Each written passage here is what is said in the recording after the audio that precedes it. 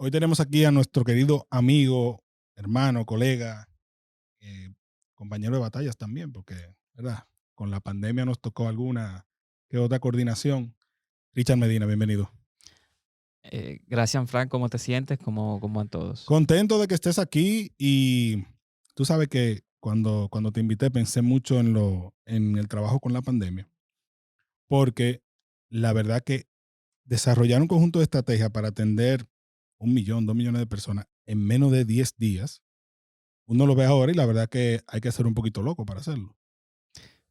Sí, mira, yo siempre digo que estos programas que nosotros pusimos en marcha durante la pandemia se diseñan en otros países en quizás 6 meses y diseñados por una serie de académicos, de oficiales públicos, Organismos organismos internacionales, internacionales que tienen mucha experiencia en esto. Nosotros lo hicimos en 2 semanas. prácticamente. ¿Sí? Se diseñó y se implementó, pero la implementación tiene otro tiempo. Claro, porque normalmente tú haces un piloto, tú mides la data que recuperas de ese piloto y ahí tú dices, bueno, esto funcionó, aquello no funcionó. Pero para los que nos escuchan, es bueno que sepan que Richard estuvo en el Ministerio de Hacienda, fue parte de muchos de los planes que se implementaron de las finanzas públicas. Eres economista, estás trabajando ahora mismo dirigiendo el Departamento de Economía en Intec y claro, también en tu ejercicio privado.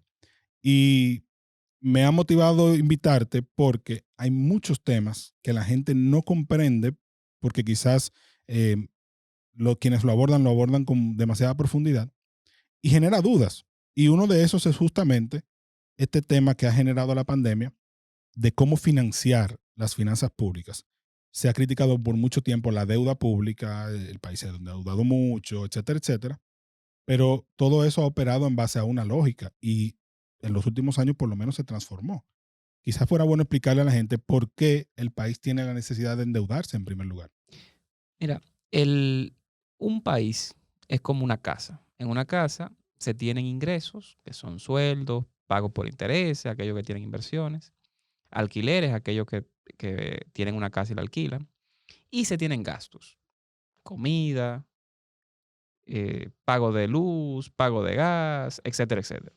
Entonces, en una casa uno normalmente ingresa más que lo que gasta y tiene un pequeño ahorro. Y si se tiene que descuadrar, es decir, si gasta más de lo que ingresa, lo hace por quizá 1 o 2 meses, pero no lo hace durante todo el tiempo. Y cuando lo hace, cuando toma un préstamo, es para comprar un carro, comprar una casa, pagar educación, etcétera. Viajar algunos. Viajar algunos y luego van ahorrando. Los países operan similar, aunque un poquito diferente. O sea, un país puede durar varios años endeudándose, es decir, gastando más de lo que ingresa y no pasa nada. Ahora bien, los países sí pueden utilizar la deuda, al igual que un hogar, en inversión. Inversión como comprar una casa. Un país no compra una casa, un país hace carreteras, hace puentes, hace aeropuertos, hace puertos, invierte en educación de sus ciudadanos. Entonces, la deuda viene, digamos, a hacer eso. Esas inversiones que duran más de una generación se toman por deuda, se pagan con deuda. ¿Por qué? Porque la lógica es de que varias generaciones de dominicanos van a pagar eso. Y no solamente la generación actual con impuestos. Pero ahí lo importante sería en qué se usa la deuda. Correcto. Porque obviamente en un hogar, si tú asumes una deuda para un vehículo, tú sabes que eso se va a depreciar en el tiempo. Pero si tú tomas una deuda para una vivienda, muy probablemente, a menos que haya ¿verdad? Algún choque inmobiliario, esa inversión aumenta en el tiempo, o sea, tiene una plusvalía. En el caso de un país como el nuestro, ¿verdad? Cuando tú tomas una deuda para invertir en una carretera, tú estás probablemente conectando con más facilidad dos puntos del país para que se hagan más inversiones, para que sea más fácil exportar, para que se pueda accesar a un puerto y las personas puedan llevar sus mercancías o importar mercancías. O sea, genera una plusvalía a la economía, un mayor crecimiento, lo que de inicio indica que la deuda prácticamente se paga sola. Correcto. Nosotros vemos dos temas. Uno es cuál es el retorno económico. Si hacemos una carretera, como tú bien dices, por ahí van a generarse más empleos, la gente va a vivir mejor, esos empleos y esas industrias que se puedan instalar ahí van a pagar impuestos y eso va a tener un retorno al gobierno. Pero también vemos la parte social. Si se crean más empleos ahí donde no habían tantos empleos, ¿cuánta gente saldría de la pobreza? ¿cuánta gente puede llegar más rápido a sus trabajos con esa carretera? ¿Qué tan rápido se puede una empresa que está en la capital venderle lo que sea que venda, digamos fruta, digamos ropa, a esa comunidad que estaba antes apartada y ahora ya está conectada? Entonces, Conectar el campo con la ciudad también. O sea, correcto, qué tan fácil sería, por ejemplo, para Constanza, mover sus productos a Punta Cana para que sean provistos al correcto. turismo. Eso se llama la primera milla, es decir, sacar del campo al sistema de carretera principal los productos. Entonces, ¿cuánto eso le abarata en costo a los productores y por lo tanto cuál es el mayor margen de ganancia que van a tener? Y a futuro, en la medida en que mejora el Producto Interno Bruto, mejora el PIB per cápita, mejoran los indicadores económicos, eso trae más inversión. Claro. O sea que mucha gente, lamentablemente, en ciertos sectores políticos se demoniza la deuda y algunos incluso ahora gobiernan y tienen que asumirla porque no les queda de otra. No siempre es un tema de el Estado no tiene suficiente para invertir. Es que a veces, como pasa en un hogar, a veces tú tienes el dinero para hacer una inversión y tú prefieres tomar una deuda. Sí, Porque también hay un tema del costo del dinero en el tiempo. correctamente. Yo creo que la deuda es un instrumento, es amoral, no es ni buena ni es mala. Como tú bien dices, depende para que tú la uses. Si tú la usas para pagar salarios, que es algo que está prohibido por ley, es un gasto corriente, es mala. ¿Por qué? Porque no está invirtiéndose. Detente ahí un momento porque la gente no sabe eso.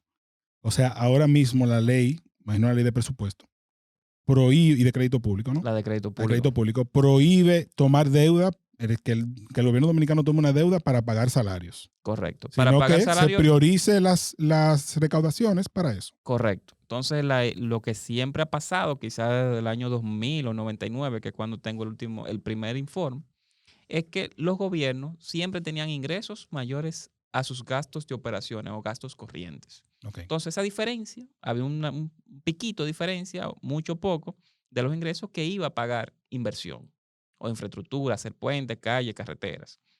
En el último presupuesto eso varió, quizás por la pandemia, en el sentido de que los ingresos presupuestados eran inferiores al gasto operativo o gasto corriente del gobierno.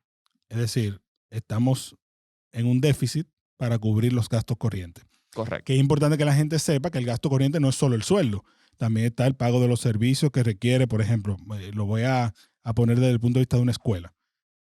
Construir una escuela cuesta 80 millones de pesos, por poner un ejemplo, pero operarla tiene un costo. Claro.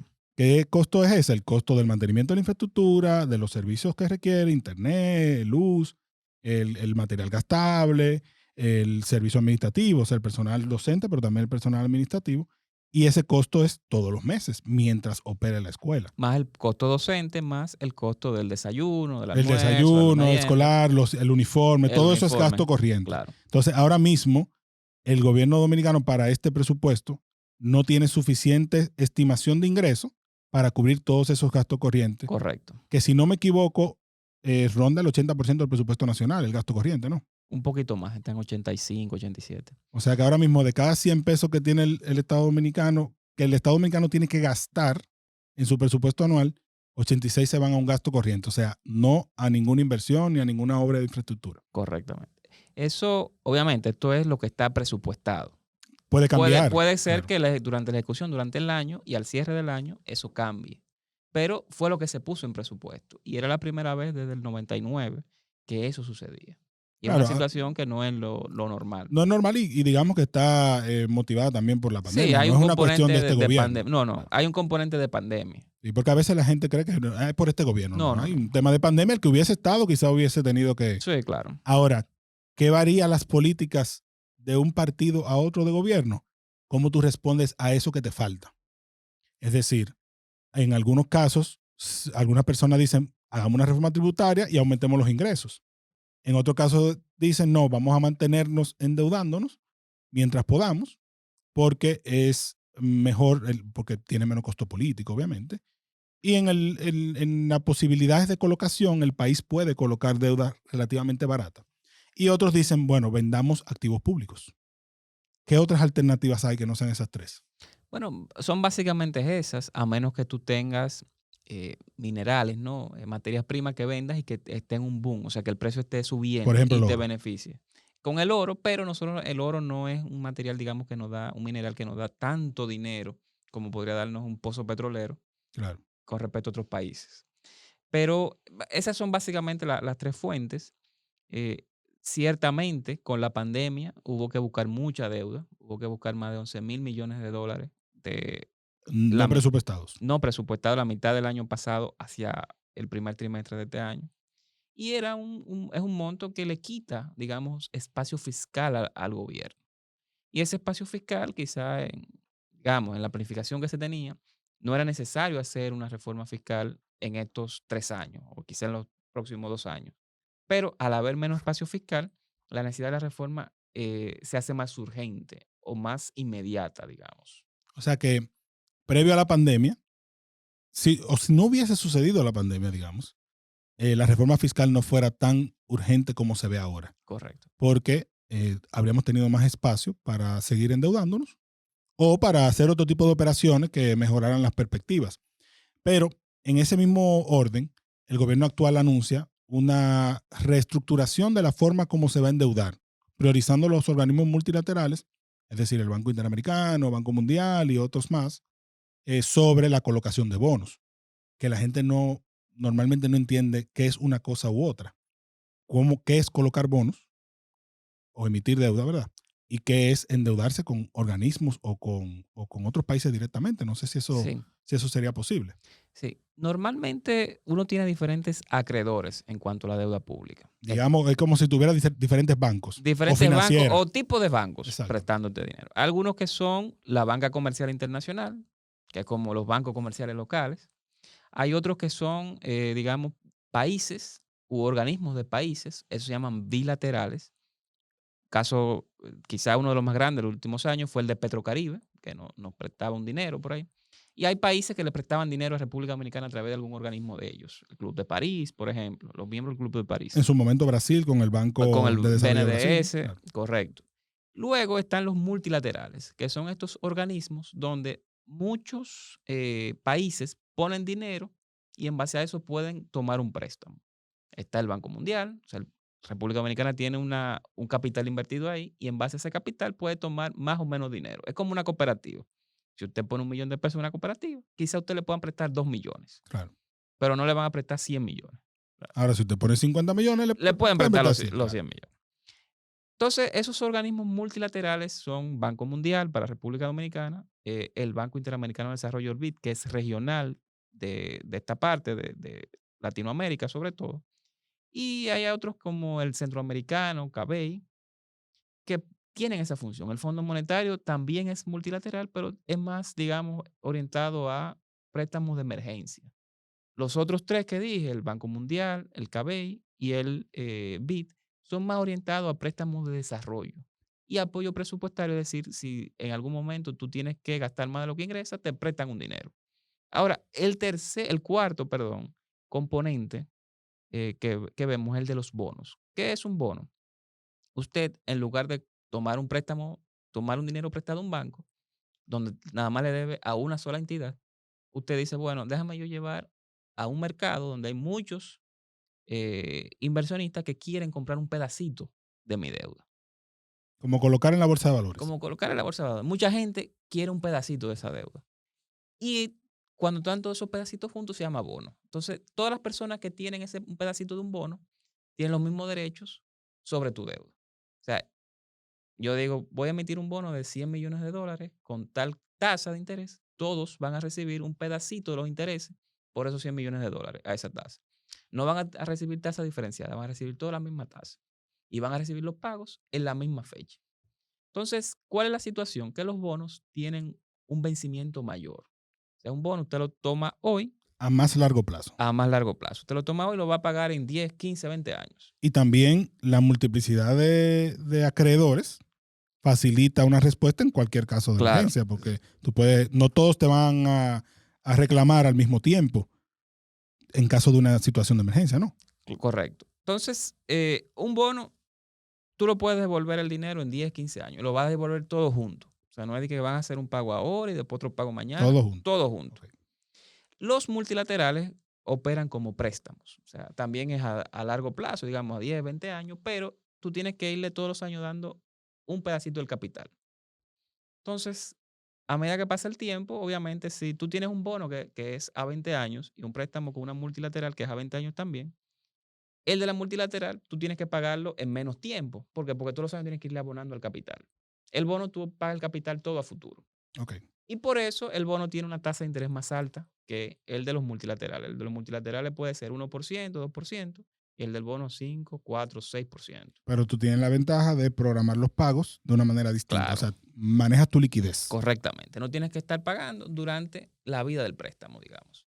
Entonces, la estrategia de deuda que señaló el ministro Vicente, del ministro de Hacienda Vicente, iba muy en línea con la estrategia de deuda que se tenía antes. Ahí había priorización de multilaterales y bilaterales por el tema del costo y tratar de moverse a tener deuda en pesos más que deuda en dólares. Para disminuir el riesgo cambiario. Correcto. O sea que si aumenta el dólar, nosotros tenemos, por ejemplo, 100 millones de dólares en deuda y el dólar aumenta, antes valía 20 pesos y ahora vale 50, ese dinero usted tiene que buscarlo adicional Claro. por esos 100 millones. Entonces sube bastante el costo de la deuda. Entonces eso es algo normal, es algo deseable. Ahora, yo sí pienso que hay que considerar algo. Un multilateral, el Banco Mundial, el BID, para desembolsarte un préstamo dura 6 meses, 9 meses, un año, 2 años. Y te lo va desembolsando en base a cumplimiento de algunas metas. Y eso, o sea, 6 meses, pero ya cuando se comienza. Antes de Cuando, eso, tú tienes, claro, un periodo de un año claro, preparándolo, entre aprobación del consejo, entre definición del proyecto, los indicadores, etcétera, más etcétera. más el Congreso aquí aprobando. O sea, hay Exactamente. una serie de aprobaciones del Congreso de aquí, de los organismos que van a utilizar ese dinero y lo van a invertir, de los organismos dentro del Banco Mundial o del BID, que hacen que ese proceso dure bastante, bastante, 6, 10, 12, 15, 20 meses. Y tú tienes un riesgo político, porque en este caso no habría problema porque el Congreso mayoritariamente es Claro, oficialista. Pero cuando tú tienes un Congreso fragmentado o que no tienes mayoría, tienes un problema. claro. Que nos pasó el año pasado con durante la pandemia, Con el estado de mayormente, ¿verdad? Sí, emergencia, estado de correctamente. emergencia. Pero eso se vio incluso en 2004, 2006, que el PLD Claro, llegó no al tenía gobierno, no mayoría, tenía claro, mayoría, y hubo que hacer alguna especie de pacto, ¿no? Con el PRD, que en ese momento era mayoría congresual, claro. para que los préstamos, ¿no? de ajuste de la economía salieran relativamente rápido. Claro. Entonces, esos préstamos con multilaterales tienen esa situación, que puede ser bueno, puede ser malo, pero son más lentos. Los bonos, a diferencia de esos préstamos, tú lo puedes, si tienes las autorizaciones del Congreso, lo puedes emitir en un día. Y Y en 5 días normalmente, te dan tu dinero. normalmente se coloca en la ley de presupuesto Claro. la verdad, la programación, y el Congreso cuando aprueba la ley de presupuesto correspondiente al año en Aprueba. curso, aprueba ya eso. Correcto. No hay que hacer otro proceso adicional, sino No, como tú dices, tú colocas los bonos, los mercados se encargan de venderlos y tú recibes tu dinero en una es semana. en una semana. Si hay después de que se apruebe el presupuesto, hay una segunda ley que es la de valores de deuda pública, se llama, es anual, y ahí se aprueba. Pero normalmente van concomitantes, se mandan las dos juntas. Y se aprueban, o sea, se aprueba el presupuesto, la otra es básicamente la autorización para hacerlo. No hay, Claro, ahí no hay, para no hay emitir, cambios. para emitir el bono. Claro. Entonces, esas son las diferencias. Tienen sus cosas buenas, obviamente, la deuda multilateral es mucho más barata, pero hay que pagarla durante la vida de ese préstamo. Y tiene otros costos asociados, Tienes técnicos. otros costos, que a eso iba. Hay una serie de costos por desembolso, por no haber desembolsado, por gastos de cierre. Hay una serie de costos ahí que no siempre son comparables unos con otros. Porque hay quizá un préstamo o una multilateral que tenga costos diferentes a otra. Y tú, para lo que vas a usar un préstamo, no tengan unos costos y para lo que vas a usar otro préstamo, sí lo tengas. Dependerá. Entonces, los bonos no tienen eso. Los bonos tienen un costo, sí, de los banqueros que estructuran. Eso hay una tabla y creo que eran 0.09% o del monto colocado. Es algo bien estándar, ya estamos en el rango bajo, de hecho, a nivel internacional. Pero no tiene más gastos de cierre. Más allá de temas internos, ¿no? De quizás los abogados, que haya que pagar, abogados externos, temas de papeleo y eso, pero no es un costo material. Con los préstamos multilaterales sí los hay. Claro. Entonces, tiene su pro y su contra. Normalmente, las multilaterales te prestan para proyectos de inversión. O sea, son temas muy bien estructurados, que se miden, que se saben que se va a usar el dinero. que se sabe cuándo se va a utilizar, que tienen que ir marcando unos hitos para que te Cronograma de desembolsen, ejecución, un claro. cronograma de ejecución. Los bonos es para financiar el presupuesto. Es decir, si el gobierno tiene que hacer 10 carreteras, puede utilizar ese dinero para hacer 8 de esas carreteras y esperar y no hacer las otras 2. Mientras que con un multilateral, si tú dijiste que iba a hacer una carretera con ese dinero, Tiene que hacerla. esa carretera, no Claro. O puede sea, ser otra. el desembolso del préstamo está atado a que esa carretera avance, Correcto. Si no porque si avanza, no, no te no te desembolsan. desembolsan. Mira, el tema de la deuda, aparte de ser importantísimo para el país, también es fascinante porque es todo un mundo que el que está afuera dice, ahí se están endeudando, pero tiene una lógica. Y más que una lógica, tiene un objetivo y un propósito bien claro de buscar desarrollo humano, por un lado, y de permitir que el país haga inversiones que si no, no pudiera hacerlas. Porque, como ya hemos dicho, la mayor parte del presupuesto que proviene de captación, o sea, de tributos, se va en gasto corriente. Pero ahí hay un tema que viene desde hace mucho, que es el gasto corriente aumenta, pero no aumentan las recaudaciones. ¿Por qué aumenta el gasto corriente? Bueno, porque si antes teníamos 14,000 aulas, ahora tenemos 30 y tantas mil. Cada aula tiene un costo asociado. Si antes teníamos 501 apps, ahora tenemos 1,000 unidades de atención primaria. Si antes teníamos 30 hospitales, ahora tenemos 60. Entonces, si antes teníamos una sola línea del metro, ahora tenemos 2 y un poco más. Correcto. Tenemos teleféricos, tenemos eh, servicios públicos, ¿verdad?, que generan ese gasto corriente. Pero en mi intuición, el siguiente paso que debe llevar la República Dominicana para fortalecer su clase media pasa por que la clase media utilice servicios públicos de calidad. Es decir, uno va a Madrid, uno va a otras ciudades, ¿verdad? No quiero decir Nueva York porque quizá para mí no es la mejor comparación, pero Madrid, tú observas a la gente de clase media utilizando el metro. Ujú. Tú observas a la gente de clase media llevando a sus hijos a una escuela pública, ¿verdad? Al sistema de salud público también. ¿Cómo podemos nosotros lograr una reforma que de verdad nos lleve a que el Estado pueda financiar todos esos servicios públicos para esa clase media que queremos formar? Yo creo que cuando uno va a hablar de la reforma es bueno hacer el contexto de dónde nos encontramos y ver algunas creencias, ¿no? Percepciones que podemos tener como sociedad que no necesariamente son así. Hay la percepción, sobre todo en grupos sociales de clase media, de que el gobierno gasta mucho. Quizás hay despilfarro en algunas cosas, pero en general el gobierno no gasta tanto. Si uno lo mide como proporción de la economía, del PIB, este es de los gobiernos, de los países, quizás los 2 o 3 países que menos gastan en América Latina. El BID publicó hace 2 años, me parece, un informe sobre el gasto público y salía eso. Efectivamente, hay oportunidades de mejora. Hay lugares donde hay grasa por donde cortar, digamos. Eso es indudable. Y una gestión pública eficiente, ¿no? De calidad, tiene que moverse a buscar esos lugares y cortarlos. Sin embargo, no hay mucho por donde cortar en el gasto público. O sea, si alguien dice, mire, hay que bajar el gasto público para equilibrar las cuentas fiscales, es decir, para evitar que siga aumentando la deuda, yo le diría, bueno, es que no hay de dónde hacer ese corte. Hay poco espacio. Hay poco espacio. Lo otro es el tema de los ingresos. Los gastos son bajos aquí, entiendo yo, porque los ingresos también son bajos. O sea, somos después de Guatemala y Haití el tercer país en América Latina que menos ingresa o que menos presión fiscal tiene como en proporción de la economía. Entonces, eso es un tema. ¿Por qué? Porque eso no nos va a permitir a nosotros nunca dar servicios de calidad. Por ejemplo, en un año normal, la presión fiscal, es decir, cuando se recauda en temas de impuestos y otras contribuciones en República Dominicana, anda entre 13,5 y 15,5 del PIB. 15, entre 13,5 y 15,5 del PIB. América Eso va a Latina. depender del esfuerzo que haga el organismo recaudador para, Sí. ¿verdad?, Y evitar la si, evasión y la elusión. claro, y si se vende alguna empresa grande que paga unos Exacto, impuestos que pague, claro. adicionales, si por ejemplo el precio del oro está muy alto, viene un ingreso adicional. Sin embargo, el promedio en América Latina es alrededor de 18-19% del PIB regional. De hecho, en la Estrategia Nacional de Desarrollo, que es del 2012, ya se planteaba la necesidad de Claro, llegar al promedio de América Latina, que es ese. claro. Sin embargo, eso no se ha logrado. Entre otras cosas porque, bueno, hay dificultades para el cobro.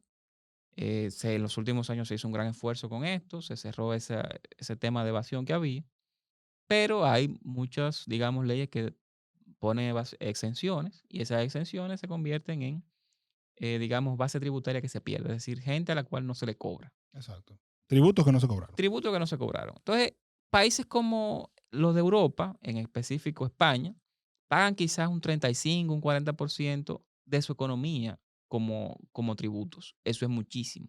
Aquí se paga entre 13 y 15 y medio. Entonces nos falta mucho para llegar allá. Ahora bien, ¿cómo llegar ahí? Es algo, cada situación es particular. Pienso que ahora mismo en este ambiente de pandemia no es prudente irse a esa discusión o irse a una reforma fiscal porque tú no sabes cuáles son todavía las empresas que van a sobrevivir. Tú no sabes cuáles son las que van a salir más fortalecidas. Entonces tú necesitas como digamos un ambiente un poco más Y sectores controlado. que tú no sabes cuándo se van a recuperar. ¿Cuándo se van a recuperar? Totalmente. Por ejemplo, el turismo, el Sí, el entretenimiento. turismo cada vez yo veo que es para 6 meses en adelante. O sea, Sí, cada vez está más lejos. en junio Sí. era 6 meses, o sea, en diciembre Ujú. del año pasado. Después en diciembre era en junio de este año. Y ya vamos para febrero del año que Claro. viene. Entonces, y tampoco uno sabe cuándo va a acabar este tema de la pandemia.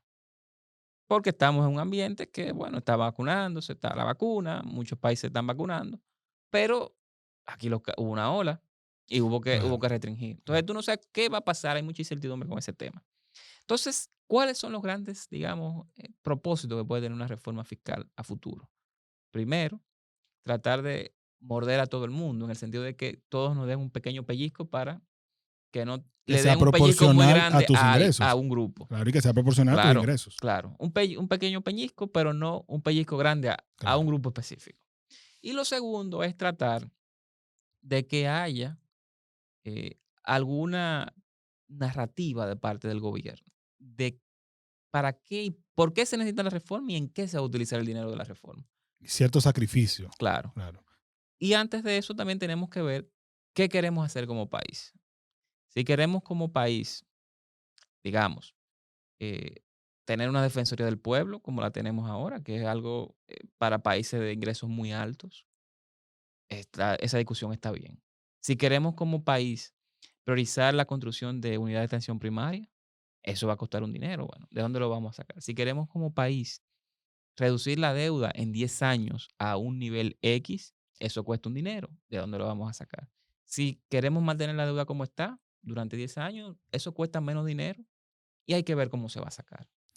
Y eso trae consigo un sacrificio político también. Correcto. Que, claro está, la gente dice, yo no voy a pagar más impuestos porque se los roban. Entonces hay un círculo vicioso. Yo no te puedo proveer mejores servicios públicos porque no tengo suficientes ingresos. Y tú no lo vas a pagar porque tú dices que me los robo. O sea que ahí se crea un gran problema que yo creo que se profundiza aún más en la dinámica actual porque los partidos políticos erosionan aún más su credibilidad ante la sociedad. O sea, ya venimos de quizás 15 años donde uno ve el Latino Barómetro y ve que los partidos políticos, si no son la institución peor valorada de la sociedad, son la segunda peor o la tercera peor valorada. Peleándose con la policía y peleándose, bueno, quizás con la milicia en algunos países. No tiene suficiente prestigio. Entonces, uno a veces se pregunta, ¿estamos ante un escenario donde se quiere hacer extinguir los partidos? Y eso tiene un problema a la hora de tratar de tener estos pactos nacionales a largo plazo, como tú dices. O sea, vamos a reducir la deuda. Son 10 años de un pacto político para reducir la deuda. Eso no es hoy pensando que ya el año que viene va a haber un resultado. Pero en esos 10 años hay ciclos electorales. Correcto. Mira, si decimos, por ejemplo, queremos hacer todas las líneas del metro en el plan maestro que hay para Que son el como Gran Santo 7, Domingo, 8. que son 7 y hay que volver a hacerlo porque la ciudad ha ido cambiando. Bueno, eso quizá un gobierno puede hacer una línea o 10 kilómetros de una línea en 4 años. Se puede hacer un plan a 25, 30 años para terminarlo, incluir San Cristóbal quizás. Lo mismo con el sector eléctrico, o sea, ya se avanzó bastante.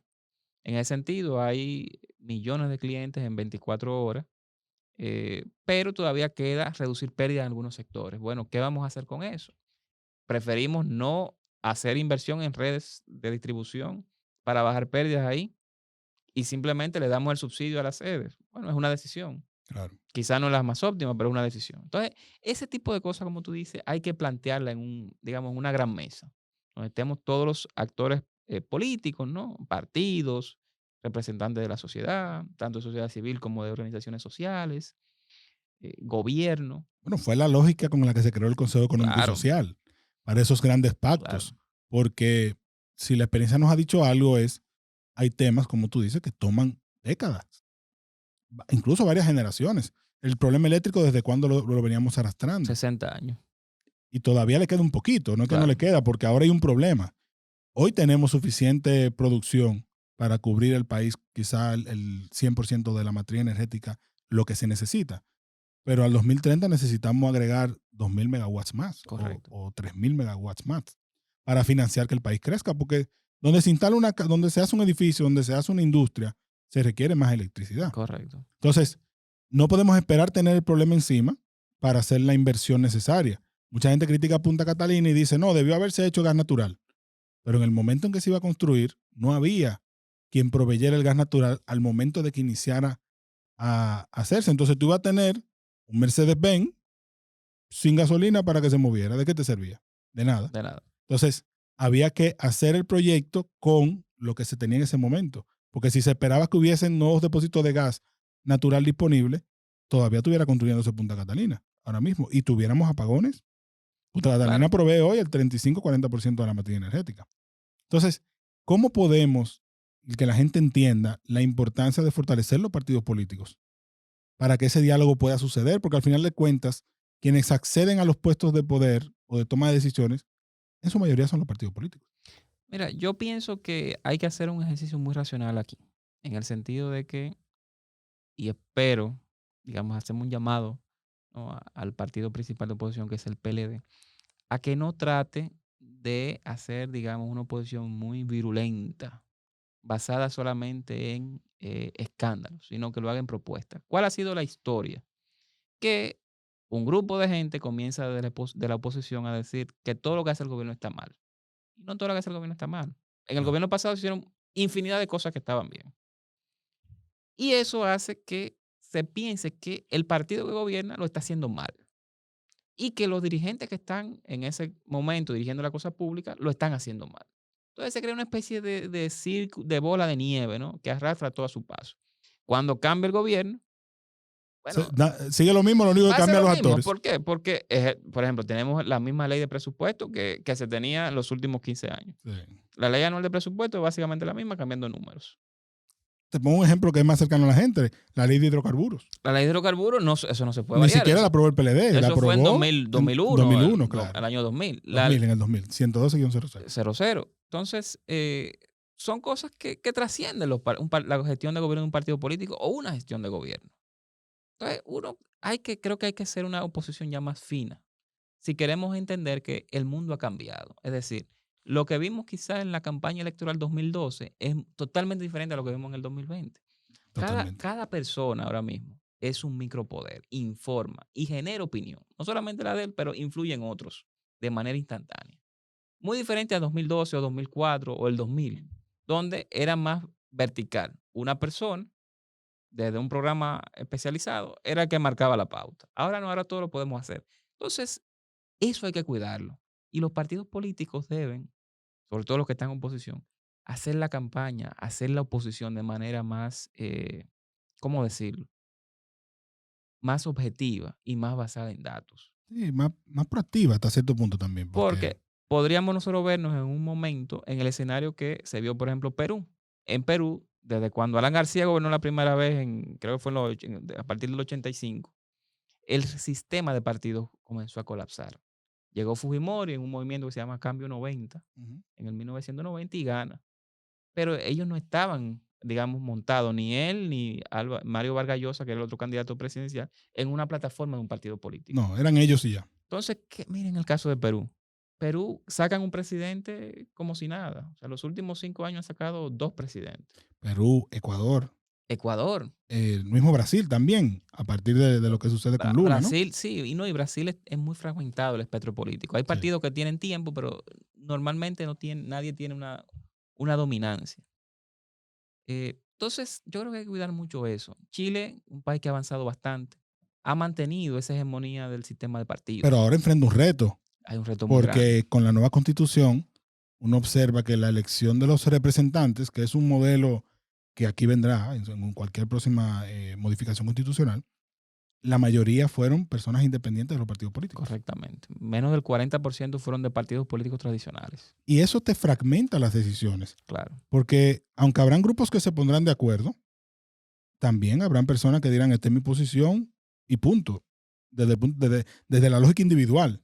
Ese es el otro tema que te iba a mencionar, que digamos es ponerse un poquito en el zapato del otro. O sea, los grupos políticos que se pongan en los zapatos del otro. ¿Por qué? Porque ya, sobre todo con esta pandemia, está muy complicado la gestión de gobierno. Sí. Entonces, el gobierno en algún momento va a tener que pedir algún consenso social, tanto el PLD, Partido Reformista, la Fuerza del Pueblo, el PRD, órganos sociales, ¿no? Para ver qué es lo que se va a hacer. Porque la cosa está complicada a raíz del tema de la pandemia. Pienso que debemos evitar a toda costa más ataques a los partidos políticos como tales.